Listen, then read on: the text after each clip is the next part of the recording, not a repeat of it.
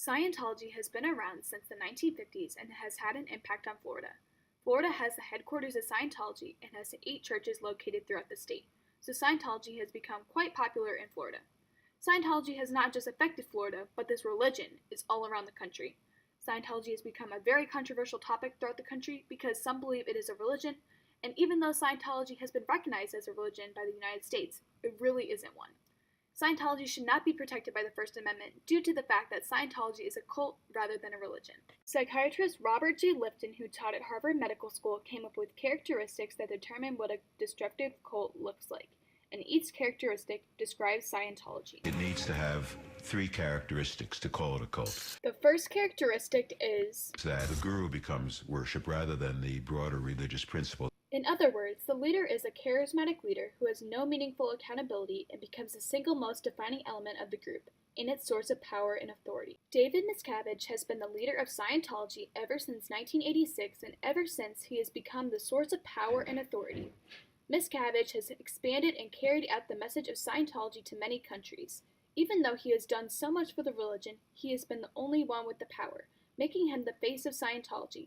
This is a dangerous situation because since he has been the leader for so long, all of his followers will do what he says because of the credibility he has earned.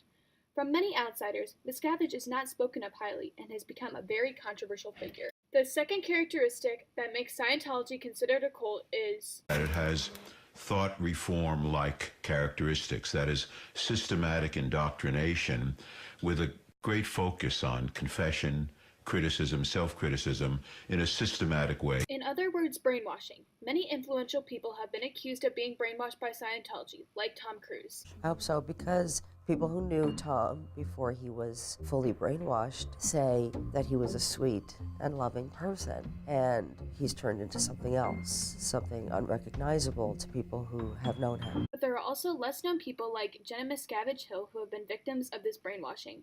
Ex-Scientologist Jenna Miscavige Hill signed a contract that made her dedicate her life to work for Scientology, and looking back on when she was a Scientologist, she felt completely brainwashed. She worked several hours a day, did hard labor, barely saw her family, and felt like Scientology was what defined her. She was brainwashed into thinking that if she left, something bad would happen to her, which was why she was so reluctant to leave. Jenna saw the same thing happening to young children. The children are taught Scientology and then forced to work in cruel conditions and become robots of the church. The last characteristic that determines what a cult is A third characteristic has to do with heavy exploitation from above, usually the guru himself or herself and other higher-ranking people, and that exploitation tends to be economic and sexual. Scientology exploits the economic statuses of their group members by making them pay absurd amounts of money. Leah Remini, an ex-Scientologist, explains the cost and why people choose to pay that much money in this interview.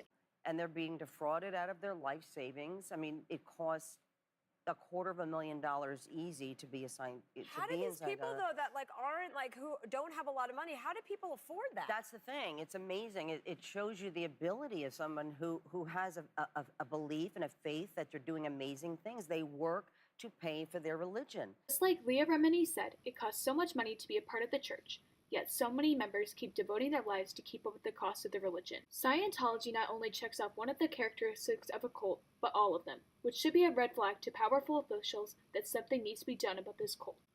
No cult is protected by the First Amendment, so why should Scientology be any different?